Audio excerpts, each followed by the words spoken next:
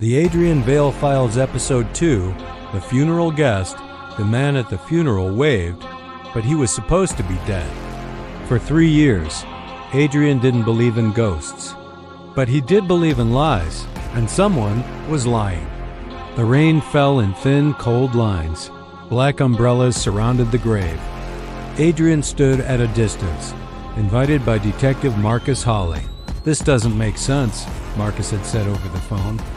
The deceased, Thomas Rayner, was officially declared dead 3 years ago in a boating accident. Body recovered. Death certificate signed. Case closed. Yet today, a second funeral was being held, because last night, a man matching Thomas Rayner's face was seen entering his old family estate. Alive, Adrian scanned the mourners. Tears, whispers, avoided eye contact, and then he saw him. A man standing near the far tree line, watching, not mourning, watching. Their eyes met. The man gave a small wave, then turned, and walked behind the mausoleum. Adrian followed.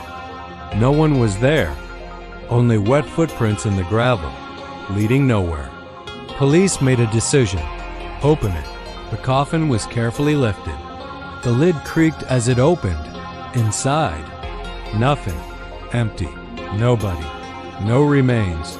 Just darkness. Marcus stared in disbelief. "That's impossible." But Adrian wasn't surprised. He leaned closer, and that's when he noticed it. Fresh scratch marks along the inner wood panel. From the inside, someone had been here recently.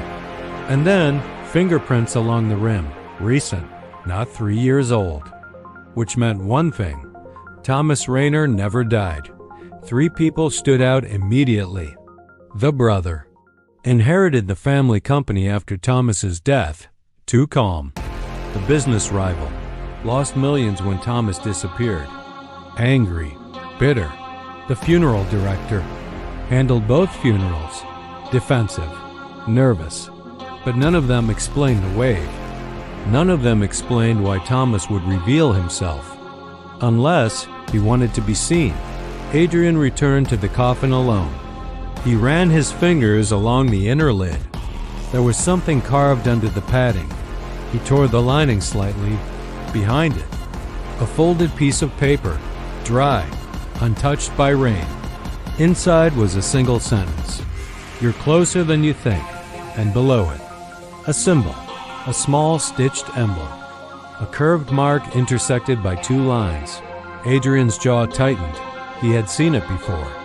On a black glove, in a drawer, in another case. This wasn't random. This wasn't a coincidence.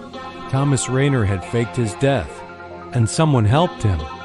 By nightfall, Adrian had the missing piece. Thomas wasn't hiding. He was hunting. 3 years ago, he discovered a financial network laundering money through shell corporations, politicians, executives, law enforcement contacts.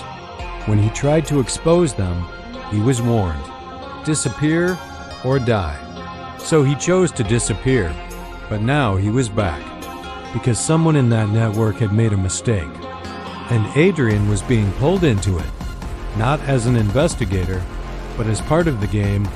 Adrian walked back to his car. Rain is still falling. He felt it again, that subtle awareness. He wasn't following the trail anymore. He was being led.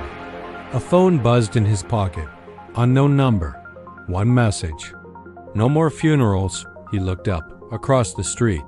A figure in a dark coat. Face hidden. Hand raised slightly. Wearing a single black glove. And then, gone. Someone knew Adrian was watching. And they left a message. The black glove isn't a person. It's a network. And it just noticed him.